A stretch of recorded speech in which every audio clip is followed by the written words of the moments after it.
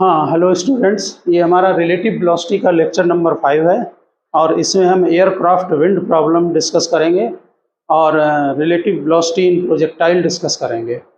Okay, तो आप यहाँ पर जो एयरक्राफ्ट विंड प्रॉब्लम है, फार्मूला वही हमारा रिलेटिव वेलोसिटी का रहेगा जो अभी तक आपने लगाया है 4 लेक्चर में। तो आप यहाँ पर क्वेश्चन नोट करें, लिखिए, हेडिंग डालते हैं aircraft wind problem. Aircraft wind problem लिखिए, an aircraft flies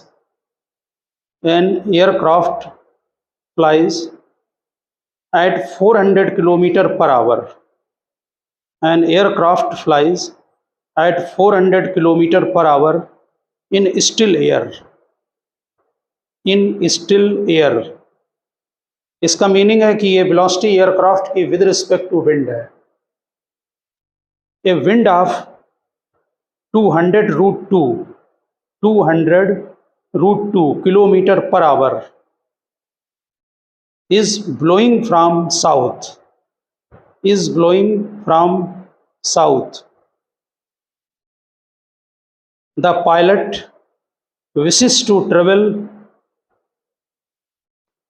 from A to B, capital A capital B अभी डायग्राम में बनाएंगे। wishes to travel from A to a point B, northeast of A.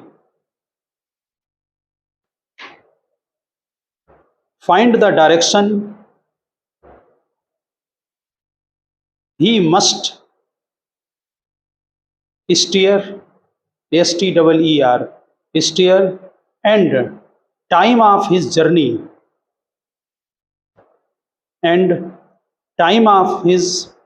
journey, if AB is equal to 1000 kilometre, if AB is equal to 1000 kilometre. तो इस problem के अंदर ये आप x Y axis ले लें। यहाँ पर ए पॉइंट ए गिवन है और यहाँ पर ये बी गिवन क्या है, उसमें लिखा भी है नॉर्थ ईस्ट है। आप इस तरफ जब डायरेक्शन लेते हैं तो ईस्ट होता है, ये नॉर्थ होता है। इसका मतलब ये 45 डिग्री एंगल होगा और जो ये लेंथ है वो 1000 किलोमीटर होगी। एयर जो आपको दी गई है वो साउथ का डायरेक्ट साउथ टू नॉर्थ लिखा है, फ्रॉम साउथ, ठीक है ना। इसका मतलब है, वहाँ देखें क्वेश्चन में जो एयर की जो वेलोसिटी दी गई है वो आपका ब्लोइंग फ्रॉम साउथ है। इसका मतलब है वो साउथ टू नॉर्थ होगी, ठीक है ना। तो नेचुरल है, अगर ए से उसको बी पॉइंट पर पहुंचना है, ए बी की जो लेंथ है वो आपको दे रखी है 1000 किलोमीटर। अगर आपको ए टू बी पहुंचना है और जो एयर का डायरेक्शन है फ्लो का, विंड का, वो साउथ से नॉर्थ की तरफ है, तो इसका मतलब है कि कहीं इस डायरेक्शन में आपका जो aircraft with respect to wind होगा। ध्यान दें क्या क्या दिया है, aircraft velocity with respect to wind दे रखी है, इसका मैग्नीट्यूड कितना है, और वेलोसिटी विंड की दे रखी है आपको विद रिस्पेक्ट टू अर्थ। ये कितनी है, 200√2 मैग्नीट्यूड दे रखा है। इसका मैग्नीट्यूड भी दिया है 400 किलोमीटर पर आवर, ये भी इतने किलोमीटर पर आवर दे रखा है, ठीक है ना। तो यहाँ पर अगर आप वेक्टर सम देखेंगे तो एयरक्राफ्ट को यहाँ पर जब पहुँचना है इस पॉइंट पर, ये वेलोसिटी आपकी जो है वो एयरक्राफ्ट की यहाँ पर वो विद रिस्पेक्ट टू अर्थ होगी, क्योंकि उसको ए से बी पहुँचना है, यानी अर्थ के रिलेटिव उसको ए से बी तक जाना है। तो यहाँ पर जो ये वेलोसिटी है वो aircraft with respect to wind है।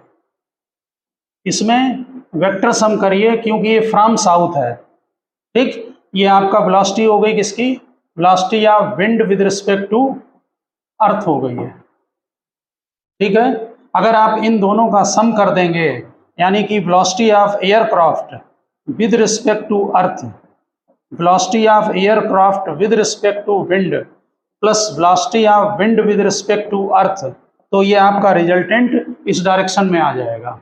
एंगल आपको ये 45 गिवन है, वहाँ चेक करें एंगल को, नॉर्थ ईस्ट लिखा हुआ है डायरेक्शन वहाँ पर आपको ऑलरेडी, ठीक है ना। और ये एंगल हम अल्फा और थीटा एज्यूम कर ले रहे हैं, ये अल्फा और ये थीटा एज्यूम कर ले रहे हैं। देखिए इनके मेथड तो कई होते हैं, हम सबसे पहले यहाँ पर जो है वो वेक्टर मेथड का जो है वो यूज़ करेंगे, ठीक है। और आप फर्स्ट में डालें बाय यूजिंग वेक्टर मेथड। तो velocity of aircraft, velocity of aircraft with respect to wind, यहाँ पर देखें इसकी वेलोसिटी वी ए लिख ले रहे हैं हम, इसका कंपोनेंट करें v a cos theta x direction में और इसमें आई लगाएं, plus v a sine theta इसमें जे लगाएं। ध्यान दें aircraft with respect to wind, ठीक। ये तुम्हें एयरक्राफ्ट जो विद रिस्पेक्ट टू विंड लिख रहे हैं आप, इसका मैग्नीट्यूड 400 गिवन है, तो यहाँ पर यहाँ नोट कर रहे हैं velocity of aircraft with respect to wind, ये लिख सकते हैं आप 400 cos theta i plus 400 sine theta j, ठीक है। और wind with respect to earth, velocity of wind with respect to earth, ये गिवन है 200√2, किस डायरेक्शन से है, फ्रॉम साउथ, तो क्या लगाएंगे इसमें जे, ठीक है, साउथ से नॉर्थ की तरफ, ठीक। ये आपका यहाँ पर नॉर्थ, ये साउथ, तो फ्रॉम साउथ यानी इधर को हो रहा है, ऑरिजिन पर हमेशा अटैच करेंगे, इसको शिफ्ट करके यहाँ समझ लीजिए अटैच कर दिया, ठीक है। अब आप यहाँ पर वेलोसिटी निकाल लें रिजल्टेंट, इसकी velocity of aircraft with respect to earth, ये हम इक्वेशन लिख चुके हैं, ये लिखी हुई है ये वाली, ठीक है। तो दोनों का सम कर दें,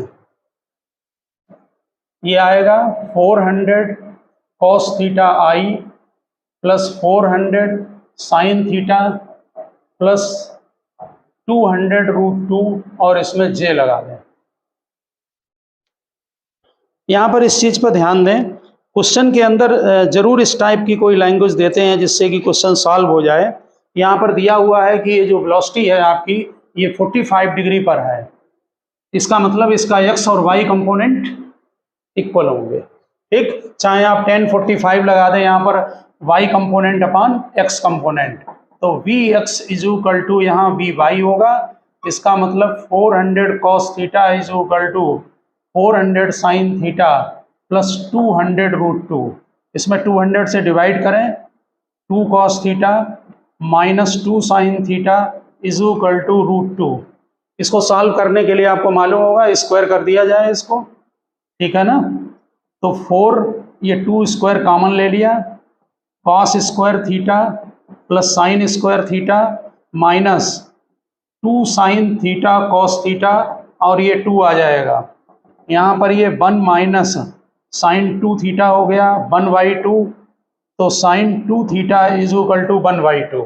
चेक करें, इससे 2 थीटा 30 डिग्री और थीटा 15 डिग्री आ गया, नोट करें।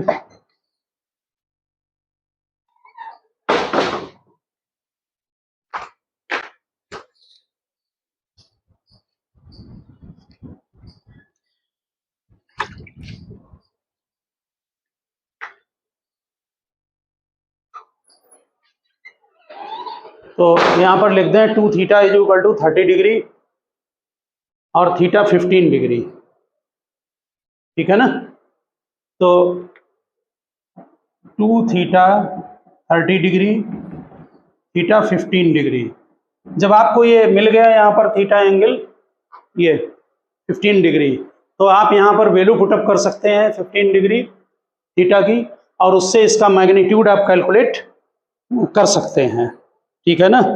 तो यहाँ पर जो है वो मैग्नीट्यूड आप क्या पूछा उन्होंने, velocity of aircraft with respect to earth, ये एयरक्राफ्ट विद। और एक बात ध्यान दें कि ये जो आपका आ रहा है यहाँ पर थीटा 15 डिग्री यहाँ पर डालेंगे, इसका मैग्नीट्यूड निकल आएगा यहाँ। और एक बात और, Vx और Vy दोनों कैसे हैं, इक्वल हैं, इसका मीनिंग ये कंपोनेंट और ये कंपोनेंट इक्वल होंगे, और जब दो 90 डिग्री पर कंपोनेंट इक्वल होते हैं तो उनका √2 टाइम्स रिजल्टेंट होता है।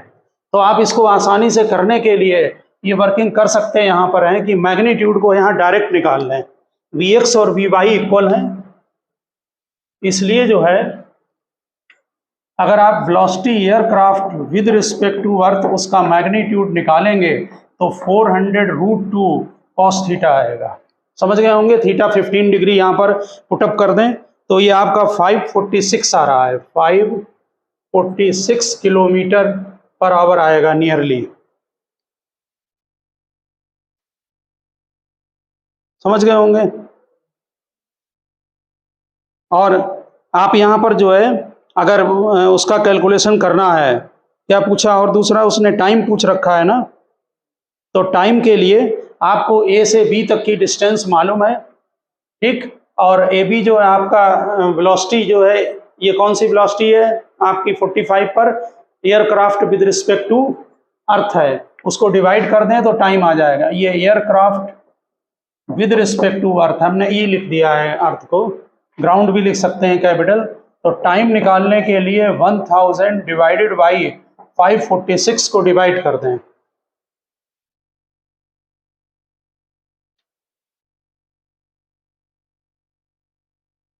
तो ये टाइम जो है वो 1.83 आवर आ जाएगा, 1.83 आवर।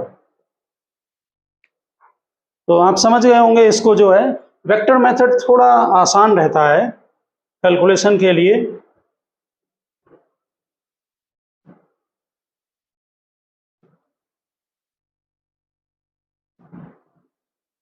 इसमें कहीं कहीं पर जो है, जो आपका ये जो मेथड है, इसमें एक मेथड और देते हैं, कंपोनेंट मेथड होता है वो। इसमें कंपोनेंट में क्या करते हैं कि एक क्वेश्चन हमने इसके पहले भी कराया है आपको कंपोनेंट वाला, कि कंपोनेंट मेथड में जैसे ये मान लीजिए ये दो वेक्टर क्वांटिटी का ये रिजल्टेंट है, ये ठीक। यहाँ एक पॉइंट चेक कर लें, अल्फा आपने, हालांकि अल्फा ये जो पूरा एंगल 45 है, तो अल्फा प्लस थीटा मिलाकर कितना होगा, 45 होगा ये टोटल, ठीक। ये लाइन आपकी वर्टिकल है, ये भी लाइन वर्टिकल है, ये एंगल भी 45 होगा। क्लियर है ये चीज, ये एंगल 45 होगा, ठीक है ना। तो जब दो वेक्टर क्वांटिटी का सम इसके इक्वल होगा, तो अगर हम इनका कंपोनेंट करेंगे इसके अलोंग, ठीक, तो इसके अलोंग जो कंपोनेंट आएगा वो इसके मैग्नीट्यूड के इक्वल होगा, और इसके अगर परपेंडिकुलर कर देंगे कंपोनेंट इसके अलोंग तो 0 होगा, क्योंकि इस वेक्टर का अपने परपेंडिकुलर के अलोंग कोई कंपोनेंट नहीं होगा। ये कॉन्सेप्ट भी लगता है, तो आप सेकंड डाल दें, इसका हम आइडिया दे दें आपको, कंपोनेंट मेथड।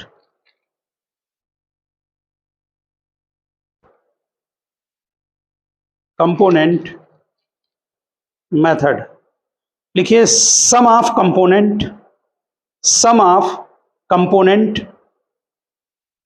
ऑफ, यहां से नोट करें बोर्ड से, VAW वेक्टर लगाएं, and BWE perpendicular to the line, perpendicular to the line AB, diagram वही है, perpendicular to the line AB should be 0, should be 0। जरा बताएं मुझे इसके परपेंडिकुलर क्या कंपोनेंट होगा, पहले VAW का कंपोनेंट बताएं, इसके परपेंडिकुलर कितना होगा, इस लाइन के परपेंडिकुलर, इस लाइन के अलोंग कितना होगा, VAW cos अल्फा, और इसके परपेंडिकुलर किधर होगा, VAW sin अल्फा, किधर होगा, डाउनवर्ड।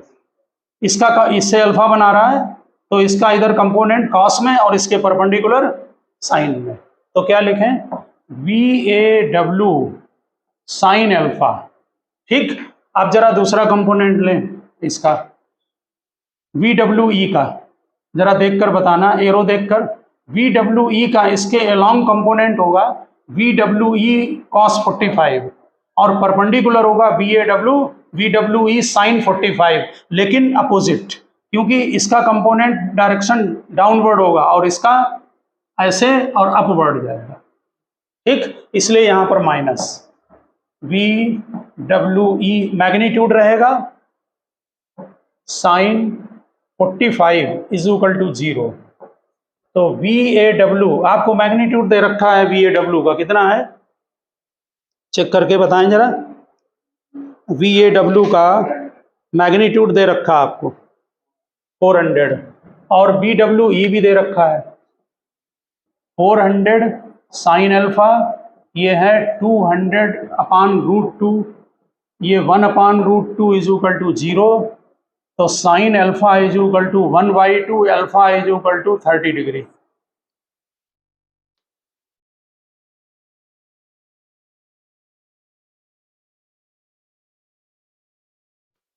इसका मतलब इसका डायरेक्शन 45 + 30 यहाँ से कितना होगा टोटल 75 होगा नॉर्थ डायरेक्शन से, ठीक है ना।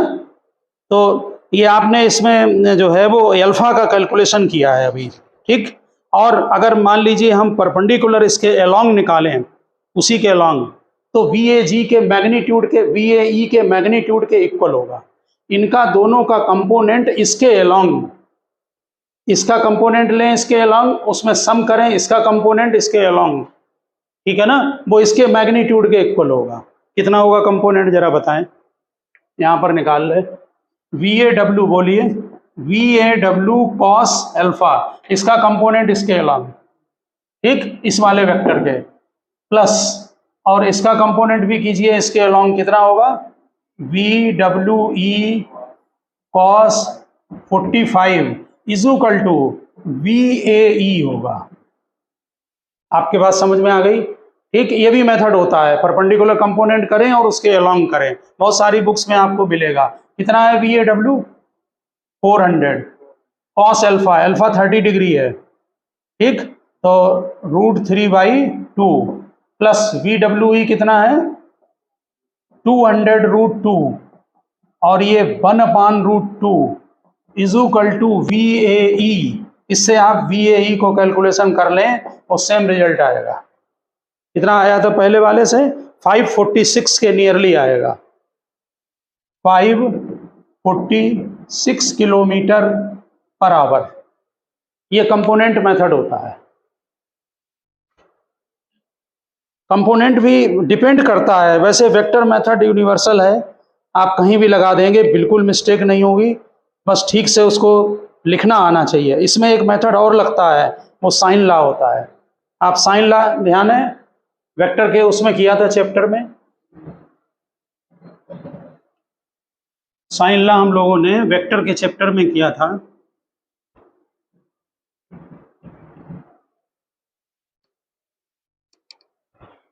साइन लॉ और कोसाइन लॉ आपके यहाँ मैथ में, ट्रिग्नोमेट्री में भी है और वेक्टर में भी आपने उनका डेरिवेशन किया था। ये होता है कि जैसे ये कोई ट्रायंगल है ए बी सी, ये एंगल ए है, इसके सामने की साइड स्मॉल है, ये एंगल बी ले लेते हैं कैपिटल बी, इसके सामने साइड स्मॉल बी, ये एंगल सी, ये साइड स्मॉल सी। तो A/sin A is equal to B/sin B is equal to C/sin C। ये साइन लॉ है। बहुत सारे क्वेश्चन जो हैं वो इससे भी सॉल्व हो जाते हैं। तो आप अपनी वहाँ पर चेक करें जरा साइड को, जो दिया हुआ है ए बी और सी पॉइंट हम इसको ले ले रहे हैं।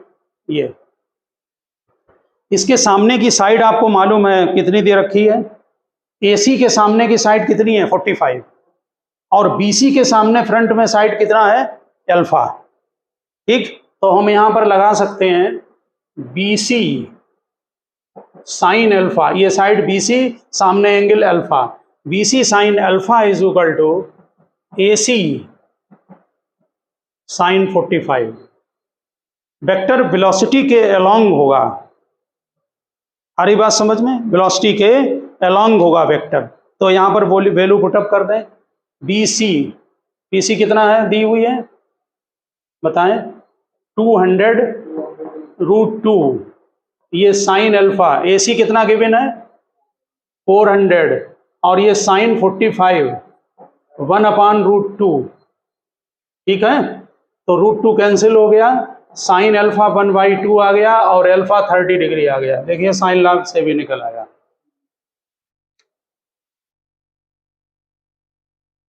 आप यहां पर जो वेलोसिटी है कौन सी एयरक्राफ्ट की विद रिस्पेक्ट टू अर्थ, वो भी कैलकुलेशन कर सकते हैं इससे, समझ रहे हैं ना।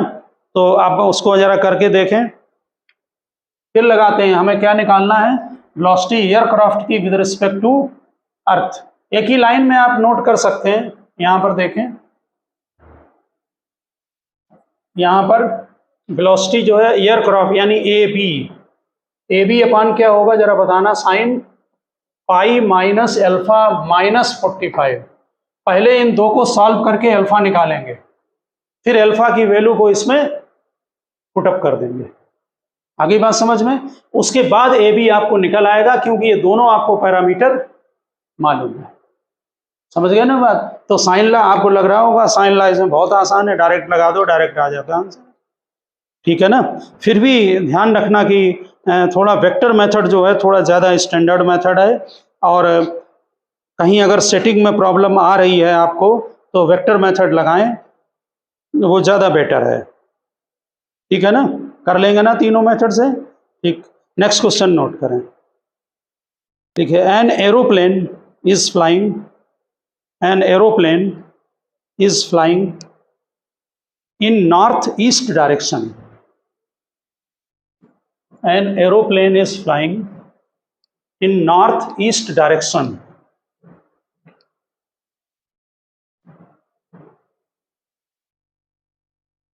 with velocity of 720 kilometer per hour, with velocity of 720 kilometer per hour.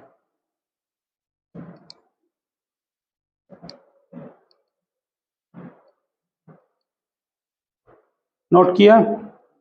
The wind is blowing towards south, wind is blowing towards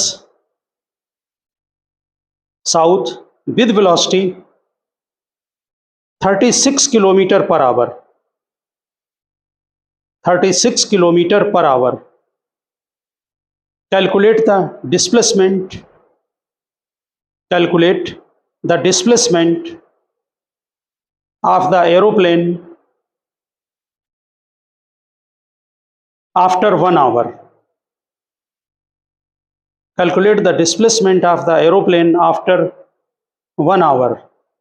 तो क्या क्या गिवन है जरा बताएं। Velocity of aircraft with respect to wind कितनी दी है, मैग्नीट्यूड पहले निकाल लें। एयरक्राफ्ट दिया हुआ है विद रिस्पेक्ट टू विंड, 5/18 इसमें करें मल्टीप्लाई, कितना आएगा 200 मीटर पर सेकेंड। और क्या दिया है, velocity of wind with respect to earth कितना दिया है 36, इसमें 5/18 मल्टीप्लाई करें तो 10 मीटर पर सेकेंड, ठीक है ना। तो अब जरा डायग्राम बना लिया जाए।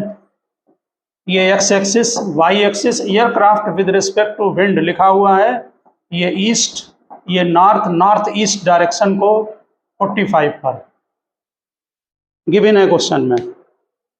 दूसरा wind with respect to earth इधर दिया है टूवर्ड्स साउथ, इसका मतलब है नॉर्थ टू साउथ फ्लो हो रही है, तो वेक्टर का ध्यान रखना, हेड टू टेल डाउनवर्ड। ये वेलोसिटी ऑफ, ये जो वेलोसिटी आपने लिखी है वो aircraft with respect to wind, ठीक है।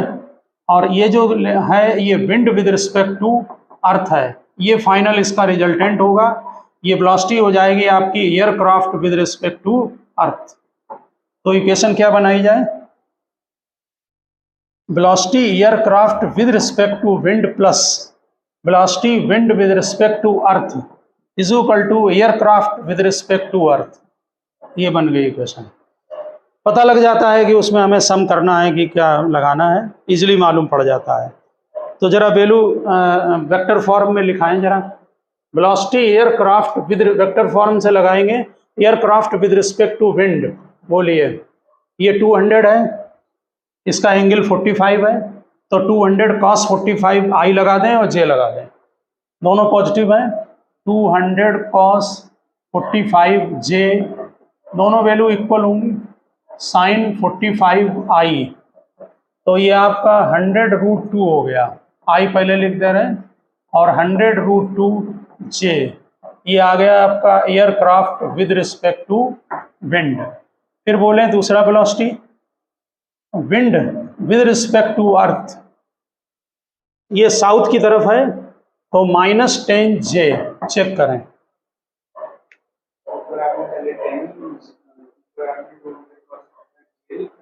हाँ, ये जे लिख दिया है यहाँ, उससे कोई फर्क नहीं पड़ता है। ये 45 ये भी होगा, 45 ये भी होगा, तो 45 गिवन था इसलिए पहले लिख दिया। साइन 45 और उसकी दोनों वैल्यू cos 45 की वैसे ही जो है वो इक्वल होती हैं, ठीक है ना। तो वेलोसिटी ऑफ एयरक्राफ्ट, अब इसमें वैल्यू पुटअप करते हैं। Velocity of aircraft with respect to earth, ठीक, तो दोनों सम कर दीजिए।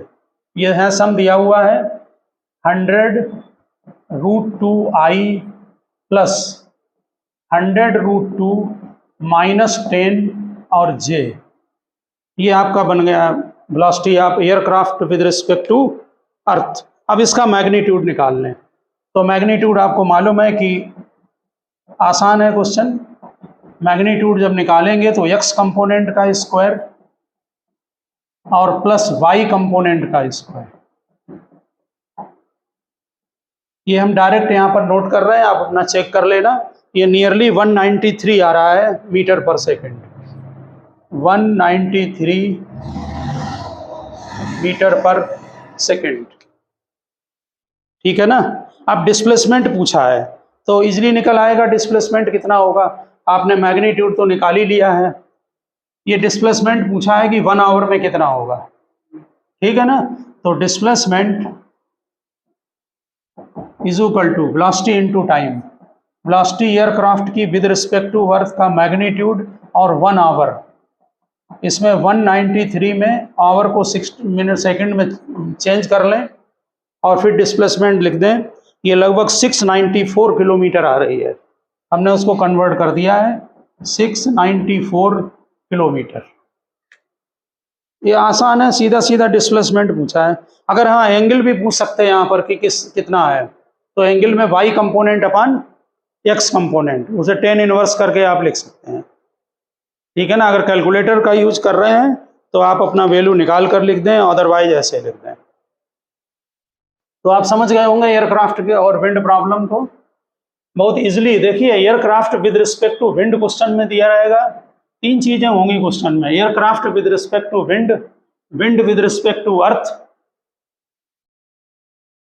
और हाँ ये 1 आवर था ना, तो मिनट ऑफ इस सेकंड में चेंज करें, क्योंकि हमारा ये 193 मीटर पर सेकंड है।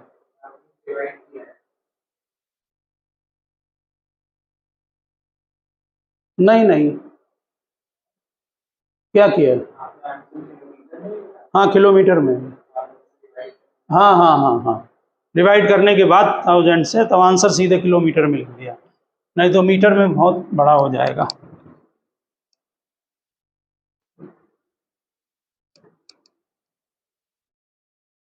अब आप हेडिंग डालें, आगे लिखें relative motion between two projectile, relative motion between two projectile.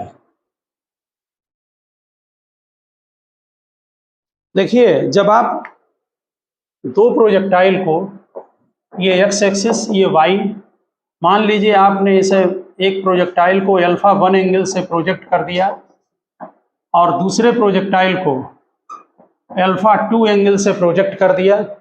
इनकी वेलोसिटी हम u1 और u2 ले रहे हैं, u1 और u2 दोनों स्पेस में हैं जिस समय, इसका रिलेटिव एक्सीलरेशन कितना होगा? Acceleration of 1 with respect to 2, बोलिए। a1 माइनस a2, दोनों एक्सीलरेशन ड्यू टू ग्रेविटी होंगे, इसलिए 0 होगा। ये बात समझ में आ रही है? रिलेटिव एक्सीलरेशन 0 होगा। जब एक प्रोजेक्टाइल से आप दूसरे प्रोजेक्टाइल को देखेंगे तो उनमें कोई एक्सीलरेशन नहीं होगा, और जब एक्सीलरेशन नहीं होता है तो इक्वेशन कौन सी लगती है? Displacement is equal to velocity into line, और पाथ कौन सा होगा? Straight line. ठीक है, तो यहां पर नोट करें, यहां पर u12x, x डायरेक्शन में जो वेलोसिटी होगी relative, u1 cos alpha minus u2 cos alpha 2, ये x डायरेक्शन में रिलेटिव वेलोसिटी होगी, और ये y डायरेक्शन में 1 to y, u1 sin alpha 1 u2 sin alpha 2।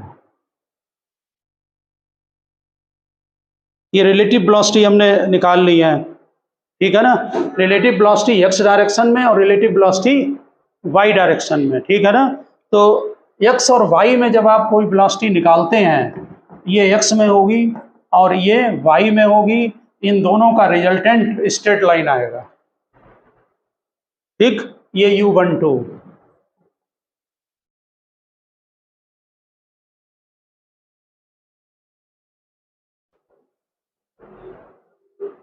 यानी कि जो रिलेटिव मोशन है आपका एक प्रोजेक्टाइल से दूसरे प्रोजेक्टाइल का, वो यूनिफॉर्म होगा, पाथ स्ट्रेट लाइन दिखेगी।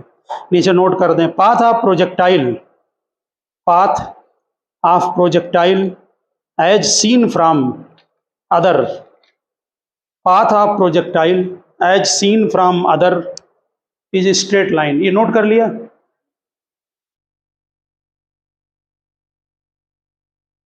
ध्यान रखना कॉन्सेप्ट को, नोट किया?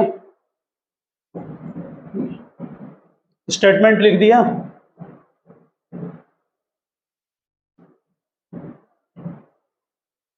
आगे हेडिंग डालें, condition of collision of two projectile, condition of collision of two projectile, इसको निकालना है।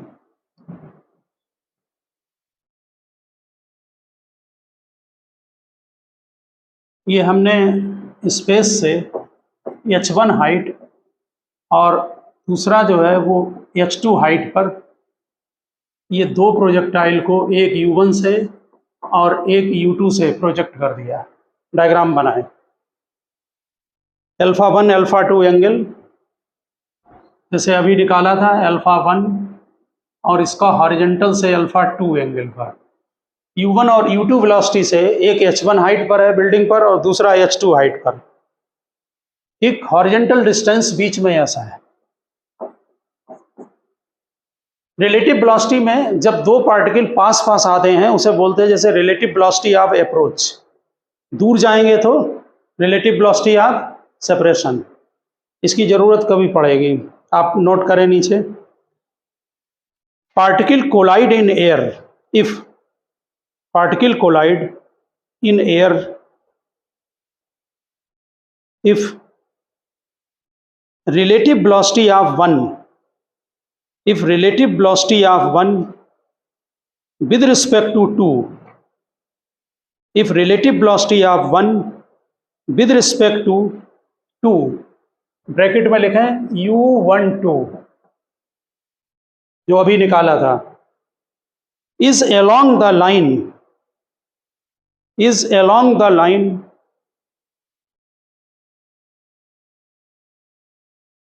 ध्यान दें, ये A है, अभी दूसरा डायग्राम बनाएंगे, ये लाइन AB है, along the line AB, उनको मिला दीजिए, उसी लाइन के along लगेगा, उसको भी आ रहा है। तो यहां पर ये लाइन है AB की, ये A, ये B, और इसी के along रिलेटिव वेलोसिटी की लाइन होगी, वहां लिखा हुआ है u12।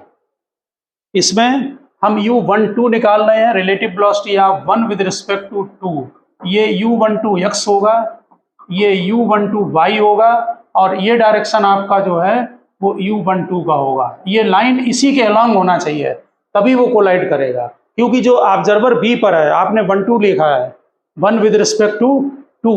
तो बी वाला ऑब्जर्वर ये देखेगा कि जो ए से आपने प्रोजेक्ट किया है वो सीधे उसकी तरफ आ रहा है, समझ रहे हैं ना। वो डिस्टेंस जो है धीरे धीरे क्लोज होती चली जाएगी, रेड्यूसेस टू 0 हो जाएगी, जो ए बी है।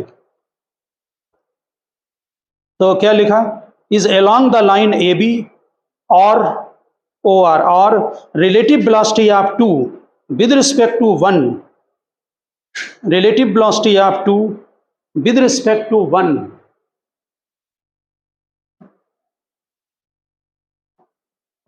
relative velocity of 2 with respect to 1 is along the line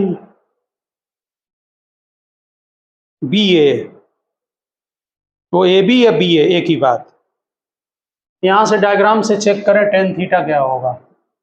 tan theta H2 minus H1 upon S, check करें डायग्राम में, और यही होगा U12y डिवाइडेड बाई U12x, क्योंकि tan थीटा यहाँ पर ये हाइट H1 है और ये टोटल हाइट H2 है, इसको माइनस कर देंगे तो ये H2 माइनस H1 होगी, और ये S है हॉरिजॉन्टल, तो H2 माइनस H1 अपान S, या वर्टिकल कंपोनेंट अपान हॉरिजॉन्टल कंपोनेंट। ठीक है, U12y और U12x यहाँ कितने होंगे जरा बताएं। U12y जरा देखकर बताना, U1 sine alpha 1 minus U2 sine alpha 2, जरा U12x बताएं। साइन कौन सा लगाएं बीच में, प्लस, यहाँ प्लस लगेगा अल्फा 2, समझ गए ना, क्योंकि डायरेक्शन अपोजिट है, ठीक है ना, प्रैक्टिस कर ली होगी बहुत है, इसमें अपोजिट है इसलिए। अब यहाँ पर एक पॉइंट चेक करें, अगर H1 is equal to H2 होगा, जो कि बहुत यूज होता है, तब क्या होगा, ये दोनों अगर इक्वल होंगे तो ये वाला कंपोनेंट 0 हो जाएगा, कौन सा, U1y वाला, तो इसका मीनिंग होगा U1y कंपोनेंट 0, तो U1 sine alpha 1 is equal to U2 sine alpha 2। इसका मतलब वर्टिकल कंपोनेंट वेलोसिटी का इक्वल होगा। और दूसरी बात, टाइम ऑफ कोलिजन, वो भी पूछते हैं, टाइम ऑफ कोलिजन कितने टाइम के बाद कोलाइड करेंगे, तो इनकी distance, time is equal to distance upon speed U12, A B में डिवाइड कर दें U12 को। ये कंडीशन कभी हमने प्रोजेक्टाइल में आपको नोट कराई थी कि कॉलिजन के लिए अगर अर्थ से प्रोजेक्ट करते हैं तो उनके वर्टिकल कंपोनेंट सेम होने चाहिए, हमारी समझ में ध्यान होगा तुम्हें।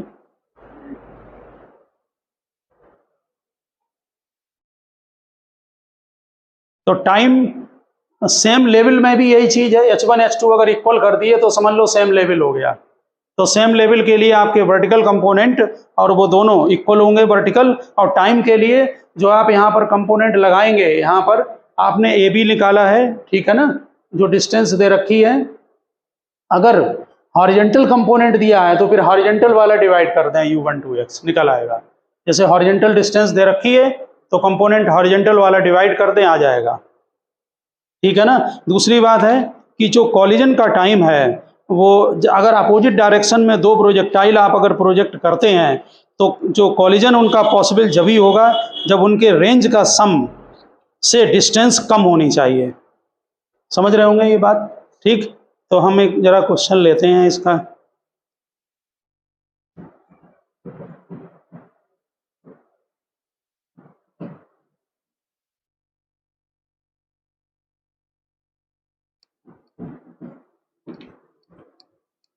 बाकी जो बहुत टिपिकल क्वेश्चन है वो थोड़ा बाद में डाल देंगे।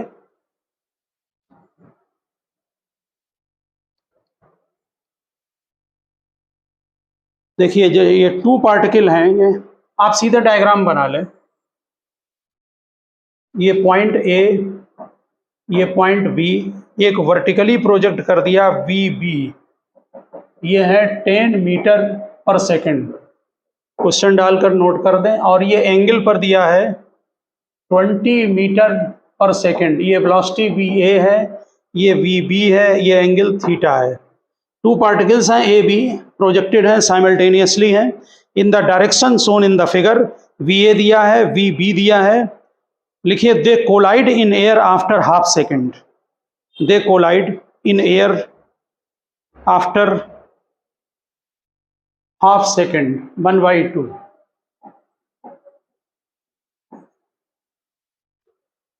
Calculate angle theta and distance x, calculate angle theta and distance x, calculate angle theta and distance x। तो कॉलिजन के लिए टाइम दे रखा है, इसका मतलब कॉलिजन हो रहा है। वर्टिकल कंपोनेंट इक्वल कर दो, कितना होगा पहले का वर्टिकल कंपोनेंट, बोलिए, VA sine theta is equal to VB, वो तो खुद ही वर्टिकल है, तो 20 sine theta is equal to 10 sine theta 1/2 theta 30 degree. और डिस्टेंस x कैसी है, हॉरिजेंटल है, तो horizontal distance is equal to, बताओ क्या लगाएं यहाँ पर, बोलिए। और देखिए जो B वाला प्रोजेक्टाइल है उसकी तो हॉरिजेंटल वेलोसिटी है ही नहीं, वो तो वर्टिकली है। अगर दोनों वेलोसिटी होंगी तो अप्रोच वाली प्लस करके लगेगा, ध्यान रखना ये बात। हाँ, इसमें केवल BA cos थीटा, तो x is equal to distance, distance is equal to velocity into time. x में है तो x डायरेक्शन में लगाएं डिस्टेंस, तो Vx इज इक्वल टू होगा VA cos थीटा, और टाइम VA 20 है, cos 30 डिग्री, टाइम कितना दिया है, हाफ सेकेंड, तो 10√3/2 5√3 मीटर, 5√3। हाँ, ये एक क्वेश्चन जो है हम इसका और यहाँ पर ले रहे हैं। यहाँ पर एक पार्टिकल जो है वो 10 मीटर पर सेकंड से 30 डिग्री पर प्रोजेक्ट कर दिया, दूसरा ये 5√2 से जो है 45 डिग्री पर प्रोजेक्ट कर दिया। ये A और B जो पार्टिकल प्रोजेक्ट किए हैं इनके बीच में डिस्टेंस 15 मीटर है। तो इसमें आप वर्टिकल अगर कंपोनेंट आप चेक करेंगे तो वेलोसिटी A का वर्टिकल कंपोनेंट कितना आएगा, y लिख दे रहे हैं यहाँ, 10 साइन 30, तो 5 मीटर पर सेकेंड आया।